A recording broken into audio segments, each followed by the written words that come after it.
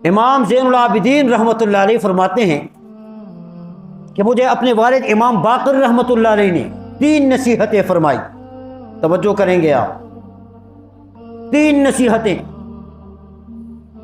سب سے پہلے نمبر پر فرمایا کہ مجھے اپنے والد امام زین العابدین رحمۃ اللہ علیہ نے یہ فرمایا کہ بیٹا کسی بے وقوف سے دوستی نہیں کرنا. دوسرے نمبر پر فرمایا کہ کسی فاسق سے دوستی نہیں کرنا. اور تیسرے نمبر پر فرمایا کہ کسی جھوٹے آدمی سے دوستی نہیں کرنا. اب ریزن کیا ہے؟ بے وقوف سے دوستی کرو گے تو بے وقوف نہ چاہتے ہوئے بھی تمہاری خیر خواہی چاہ کر بھی وہ تمہیں نقصان پہنچائے گا. اس لیے بے وقوف جو ہے وہ اپنے ذہن سے ٹھیک سوچے گا لیکن کرے گا بھی تو اس سے تمہیں فائدہ نہیں ہوگا، اس سے تمہیں نقصان ہوگا. مشہور واقعہ ہے کہ ایک شخص نے ریچھ پال کے رکھا تھا. ریچھ شوق ہوتا ہے نا لوگوں کو. اب جو ریچھ پالا اس نے تو ایک مرتبہ ذہن میں آ گیا کہ میں اس کو یہ پنکھا چلانا سکھا دوں. پنکھا اس لیے کہ جب گرمی ہوگی میں سوؤں گا دوپہر میں، اور جب دوپہر میں سوؤں گا تو یہ مجھے پنکھا چلائے گا. یار دوستوں کو پتہ چلا، دوستوں نے منع کیا کہ بھی نہ کرو اس طرح، بہرحال جانور ہے یہ. اس نے کہا نہیں، پریکٹیکلی سمجھا دوں گا. سمجھایا، پنکھا چلانا اسے سکھایا. اب ایک دن یہ بندہ دوپہر کو سویا ہوا ہے، گرمی ہے، وہ ریچھ جو ہے وہ پنکھا چلا رہا ہے. اب اتنے میں ایک مکھی آ گئی اور اس بندے کے ماتھے پر بیٹھ گئی. یہ ہٹا رہا ہے، وہ اڑ کر ناک پہ بیٹھ رہی ہے. یہ پھر ہٹا رہا ہے، وہ منہ پہ بیٹھ رہی ہے، وہ چہرے پر بیٹھ رہی ہے. بڑا اس نے ہٹایا آگے پیچھے، لیکن مکھی تو مکھی ہے نا، وہ آئے ضد پہ تو کون اسے بچائے، پھر کون ہٹائے. وہ کبھی ادھر بیٹھ رہی ہے، کبھی ادھر بیٹھ رہی. کافی ریچھ کو آیا غصہ. اس نے کہا میں اتنی کوشش کرتا ہوں لیکن یہ پھر بھی نہیں ہٹ رہی، ابھی اس کا انتظام کرتا ہوں. گیا ایک پتھر اٹھایا اور پتھر اٹھا کر وہ مکھی بیٹھی ہوئی ہے نا، اس نے پتھر اٹھا کے سر پہ دے مارا. کس کو ہٹانے کے لیے؟ مکھی کو ہٹانے کے لیے. اور کس کو بچانے کے لیے؟ مالک کو بچانے کے لیے. لیکن مکھی تو گئی پر مالک بھی چلا گیا، وہ بھی نہیں بچا. اس لیے فرمائے بے وقوف سے دوستی نہ کرو. بے وقوف چاہے گا بھی تمہارا فائدہ لیکن تمہیں نقصان ہو جائے گا. دوسرے نمبر پر فرمایا کہ فاسق سے دوستی نہ کرو، یہ آدھے راستے میں چھوڑ دے گا تمہیں، مار دے گا تمہیں. اور تیسرے نمبر پر فرمایا کہ بھی جھوٹے آدمی سے دوستی نہ کرو، اس لیے کہ جھوٹے پر اللہ کی لعنت ہے. 3 باتیں یاد رکھیے گا. میرے جتنے یہاں دوست بیٹھے ہیں، بزرگ بیٹھے ہیں، صاحب اولاد ہیں، اپنے بچوں کو 3 چیزیں سکھائیں. یہ میں بھی اس کا مخاطب ہوں اور آپ بھی اس کے مخاطب ہیں. سب سے پہلا کام ہم یہ کریں کہ اپنے بچوں کو 5 وقت نماز پڑھنے کا پابند بنائیں. کچھ بھی ہو جائے، بچہ اسکول سے تھکا ہوا ہے نا، ٹوٹا ہوا ہے، تھکا ہوا ہے، نماز کا وقت ہے، سمجھائیں بیٹا پہلے نماز اس کے بعد اور کا طریقے سے. پہلے نماز، اس کے بعد آرام، اس کے بعد کھانا. اس کی برکت کیا ہے؟ اس کی برکت کا ہم اندازہ نہیں کر سکتے. خواجہ قطب الدین بختیار کاکی رحمۃ اللہ علیہ بڑے بزرگ گزرے ہیں. 14 پشتوں میں جا کے امام حسین رضی اللہ تعالیٰ عنہ سے نسب ملتا ہے. بہت بڑے بزرگ. اسکول گئے تھے، مکتب گئے تھے تو آئے نا واپس. طریقہ کار والدہ کا یہ ہوتا تھا کہ وہ روٹی بناتی تھی اور بنا کر کپڑے میں رکھتی تھی، اور جب یہ اسکول سے آتے تو یہ کھانا مانگتے. بچے تھے لیکن والدہ کہتی تھی کہ پہلے نماز پڑھو، مصلی پر کھڑے ہو جاؤ اور دعا کر کے اللہ سے مانگو کہ اللہ کھانا دے دے. اس کے بعد جاؤ فلاں جگہ دیکھو اللہ نے تازہ کھانے کا انتظام کیا ہوگا. وہ والدہ پکا کے ادھر رکھتی تھی، لیکن تربیت کے لیے اپنے بچے کو اس طریقے سے وہ چلاتی تھی. بچہ جب بھی آتا وہ کھانا مانگتا، اماں کہتی وضو کرو، مصلی بچھاؤ، نماز پڑھو، اللہ سے مانگو، پھر جاؤ اپنا کھانا دیکھو. وہ اسی طریقے سے کرتا تھا نماز پڑھتا تھا، دعائیں کرتا تھا، فارغ ہو کے جب اس جگہ پہ جاتا نا تو کپڑے کے اندر لپٹی ہوئی گرم روٹی پڑی ہوتی تھی. تو یہ کافی زمانہ لگا اسے، لیکن بچے کی ایسی تربیت ہو گئی، ذہن ایسا بن گیا کہ کھانا کون دیتا ہے؟ اللہ دیتا ہے. جب مانگو، جب نماز پڑھو، جب دعا کرو، جب کھانا تازہ ملے گا. ایک مرتبہ ایسا ہوا کہ والدہ کہیں محلے میں گئی تھی کسی پروگرام میں، تو آتے ہوئے دیر لگ گئی. وہ اس وقت پر نہ پہنچ سکی کہ وہ اس کے لیے پہلے سے روٹی تیار کر کے رکھیں. تو جب یاد آیا نا کہ اب بچے کے آنے کا وقت ہوگا، بلکہ ہو گیا ہے وقت، بچہ آ گیا ہوگا، اس نے کیا ہوگا، آج تو میں نے روٹی کوئی نہیں رکھی. اب یہ والدہ اللہ کی طرف متوجہ ہو گئی اور زار و قطار فریاد کرنے لگی کہ اللہ، یہ جتنی میں کوشش کرتی تھی یہ تیری ذات کے ساتھ اس بچے کے تعلق کو قائم کرنے کے لیے میں کرتی تھی، اور اس کا ذہن بن گیا ہے، اس کا یقین ہو گیا ہے. اللہ اس کی لاج رکھنا اور اس چیز کو توڑنے نہ دینا. بختیار کاکی گھر آئے، اپنے معمول کے مطابق اس نے وضو بنایا، مصلی پر کھڑے ہوئے، نماز پڑھی، اللہ سے مانگا، اور پھر جب اس جگہ چلے گئے نا، اسی طریقے سے روٹی کا انتظام اللہ پاک کر چکے تھے. بچوں کو نماز کی ترغیب دیں، پابند بنائیں نماز کا، سب سے پہلا کام. دوسرے نمبر پر کام یہ ہے کہ اپنے بچوں کو خدمت کا سبق دیں، خدمت گزاری، خدمت کا جذبہ پیدا کریں.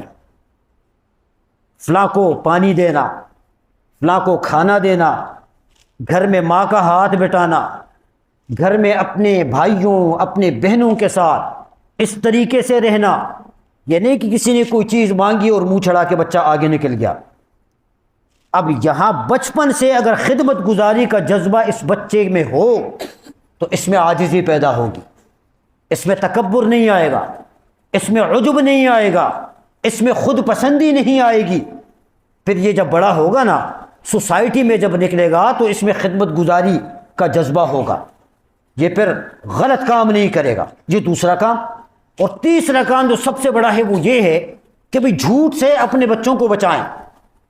جھوٹ بولنے سے کوئی کمپرومائز نہیں. بیٹا کچھ بھی ہو جائے سب برداشت کروں گا، پر جھوٹ برداشت نہیں کروں گا.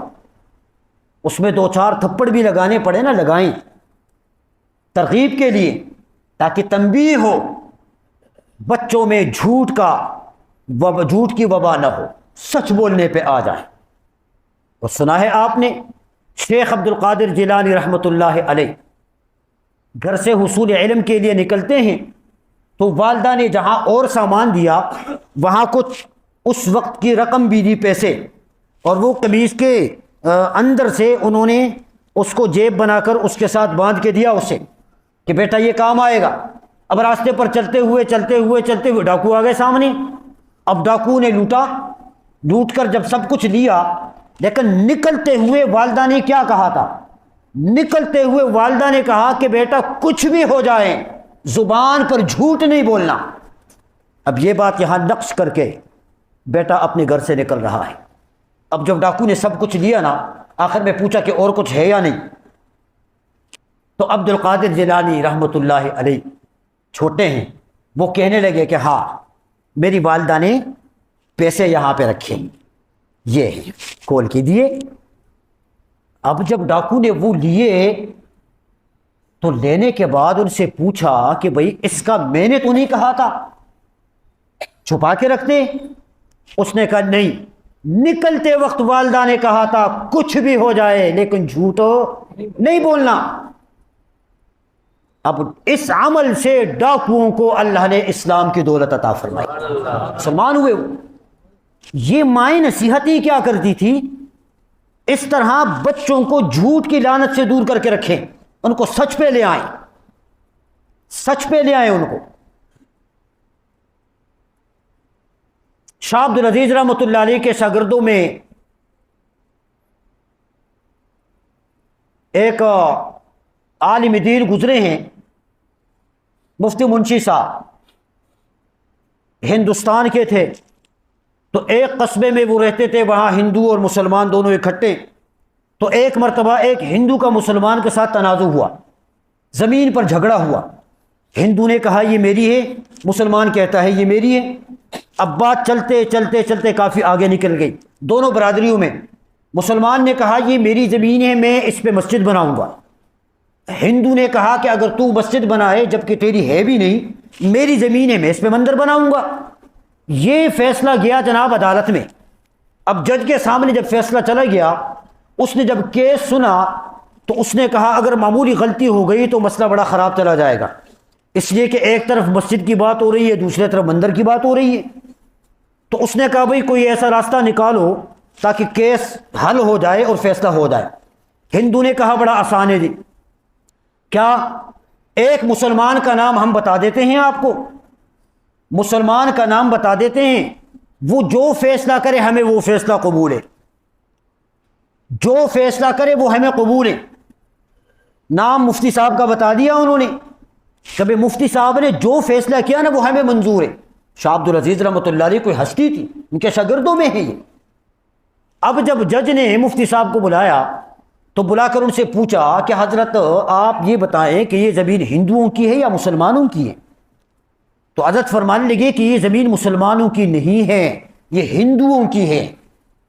اچھا پھر یہ بتائیں کہ ہندو اس زمین پر مندر بنا سکتا ہے؟ اس نے کہا بالکل بنا سکتا ہے، اس کی ملکیت ہے، اس کو اختیار ہے، گھر بنائیں، مندر بنائیں، کچھ بھی بنا دیں، اختیار ہے۔ جج صاحب نے بلایا سب کو اور بلا کر فیصلہ سنایا کہ بھئی یہ زمین مسلمانوں کی نہیں ہے، یہ زمین ہندوؤں کی ہے، اور اب ہندوؤں کو اجازت ہے کہ وہ جو چاہے اپنی زمین کے ساتھ کرے۔ یہ فیصلہ جج نے سنا دیا۔ اب جب جج نے فیصلہ سنا دیا تو جب ہندو نے مسلمان مفتی صاحب کا نام بتایا نا، وہ جب اپنی برادری کے سامنے آیا تو ہندوؤں نے کہا کہ تم نے اچھا نہیں کیا کہ بھی تم نے مسلمانوں کے مفتی کا نام بتا دیا، وہ تو اپنے مسلمانوں کا فیور کرے گا، ان کے حق میں بتائے گا، وہ ہمیں کیا فائدہ ہوا؟ اس نے کہا نہیں اچھا بندہ ہے، ٹھیک ہو جائے گا۔ مسلمانوں نے جب سنا کہ ہمارے بندے کے بارے میں بات آ گئی ہے تو وہ کس کے بارے میں فیصلہ کرے گا؟ ہمارے بارے میں کرے گا، اس لیے کہ ہم مسلمان ہیں اور مسجد بن رہی ہے، دوسرا فیصلہ تو کرے گا نہیں وہ۔ پر جج نے فیصلہ دیا کہ زمین کس کی ہے؟ ہندوؤں کی ہے، اس لیے کہ مفتی صاحب نے بیان دے دیا۔ اب جب جج نے فیصلہ سنا دیا کہ بھی زمین ہندوؤں کی ہے تو ہندوؤں کو خوشی ہوئی کہ سننے کے بعد، فیصلہ سننے کے بعد ہندوؤں نے کہا کہ جج صاحب رکیے، آپ نے اپنا فیصلہ سنا دیا لیکن اب ہمارا بھی فیصلہ سن لیں۔ یہ کیا فیصلہ ہے آپ کا؟ ہندو نے کہا ہمارا فیصلہ یہ ہے، اور فیصلے میں جج نے کہا کیا؟ جج نے کہا کہ زمین ہندوؤں کی ہے، آج مسلمان ہار گیا اور اسلام جیت گیا ہے۔ پوائنٹ کی بات یہ تھی کہ آج مسلمان ہار گیا ہے اور اسلام جیت گیا ہے۔ تو ہندو نے کہا کہ میرا بھی فیصلہ سن لے۔ کیا فیصلہ ہے؟ کہا کہ بھئی جب آپ نے یہ کہا کہ مسلمان ہار گیا اور اسلام جیت گیا تو اسلام اگر اتنا سچا مذہب ہے، میں اپنے ہندو مذہب سے توبہ کر کے مسلمان ہو جاتا ہوں، اور اب یہ زمین یہ مسلمان نہیں، اس زمین پر مسجد ہم بنائیں گے۔ جھوٹ، جھوٹ نہیں، سچ۔ فاروق اعظم رضی اللہ تعالیٰ عنہ کا دور فاروقی، ایک شہزادے کو قید کر کے لایا گیا۔ اب جب لایا نا عدالت میں، فاروق اعظم رضی اللہ تعالیٰ عنہ فرماتے ہیں کہ بھئی پیش کرو۔ پیش کیا، فرمائے کہ بھی اس کو قتل کر دو، اس نے بڑا مسلمانوں کو تنگ کیا ہے، اسلام کو اس نے بڑی تکلیفیں دی، نقصان پہنچا، اس کو قتل کر دو۔ جلاد کو بلایا گیا۔ اب جب وہ سامنے کھڑا ہوا شہزادہ، جلاد بھی سامنے ہیں، فاروق اعظم رضی اللہ تعالیٰ عنہ پوچھتے ہیں کہ زبان بتاؤ تیری کوئی خواہش ہے، تجھے کوئی طلب ہے؟ اس نے کہا ہاں بالکل ہے۔ کیا؟ کہا مجھے پانی پلاؤ۔ تو ایک پیالے میں پانی پیش کیا گیا۔ اپنے نوجوان کے ہاتھ میں پیالہ آیا نا پانی کا، وہ پی نہیں رہا، سب دیکھ رہے ہیں، جلاد سر پہ کھڑا ہے عدالت میں، فاروق اعظم رضی اللہ تعالیٰ سامنے، وہ نوجوان پانی پی نہیں رہا۔ تو پوچھا بھائی پانی کیوں نہیں پی رہا؟ اس نے کہا پانی اس لیے نہیں پی رہا ہوں کہ مجھے ڈر ہے کہ میں پیالہ ہونٹوں سے لگاؤں اور جلاد مجھے قتل کر ڈالیں۔ اس نے کہا نہیں ہوگا، میں قتل نہیں کروں گا، جب تک کہ تو یہ پانی نہیں پیے گا تب تک کہ میں تمہیں نہیں قتل کروں گا۔ مطمئن ہوا نوجوان، اس نے پانی کا پیالہ ہاتھ سے لیا، اٹھایا اور اٹھا کر زمین پہ پٹخ کے مارا، پیالہ بھی ٹوٹ گیا اور پانی بھی گر گیا نیچے۔ تب اس نے فاروق اعظم رضی اللہ تعالیٰ سے مخاطب ہو کر کہا کہ اب تو آپ مجھے قتل نہیں کر سکیں گے، اس لیے کہ آپ نے یہ کہا کہ جب تک آپ یہ پانی نہیں پیئیں گے تب تک میں قتل نہیں کروں گا، اور نہیں پیا میں نے پانی گرا دیا ہے، آپ تو نہیں قتل کریں گے مجھے، حق بھی نہیں ہے آپ کو۔ فاروق اعظم رضی اللہ تعالیٰ عنہ نے فرمایا بالکل ٹھیک ہے، میں اپنی بات پر بالکل قائم ہوں، اسلام مجھے اسی کی اجازت دیتا ہے، میں ابھی آپ کو قتل نہیں کروں گا۔ اس کو آزاد کر دیا۔ جب اسے آزاد کیا نا تو پھر وہ فاروق اعظم رضی اللہ تعالیٰ عنہ کے سامنے آ کر کھڑا ہوا اور اس نے آ کے کہا کہ میں پانی کا پیالہ ہاتھ میں پکڑتے ہوئے اسلام میں نے اس وقت قبول نہیں کیا، اس لیے کہ اگر میں اس وقت کلمہ پڑھتا تو لوگ کہتے کہ موت کے ڈر سے یہ کلمہ پڑھ رہا ہے۔ اب جب وہ چیز ہی میں نے ختم کر دی ہے اور آپ نے اپنی بات سچ کر کے مجھے معاف بھی کیا اور مجھے آزادی بھی دی، تو اگر اسلام اتنا سچا ہے اور سچ کا اتنا خیال رکھتا ہے تو سن لو کہ میں اپنا مذہب چھوڑ کر کلمہ پڑھ کر مسلمان ہو جاتا ہوں۔ مسلمان ہو گیا۔ سچ ہے، سچ، جھوٹ کی لعنت، اس سے آدمی اپنے آپ کو بچا کے رکھے۔ تو اس لیے امام زین العابدین رحمۃ اللہ علیہ نے یہ فرمایا، ان کو اپنے والد امام باقر رحمۃ اللہ علیہ نے فرمایا کہ بھئی جھوٹے بندے سے دوستی نہیں کرنی ہے،